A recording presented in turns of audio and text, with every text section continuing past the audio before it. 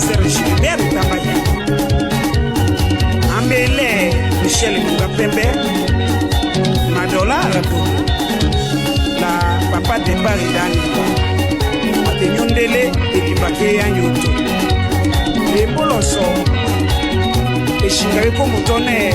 Loshila Loshi Otolotepa Loshila Professeur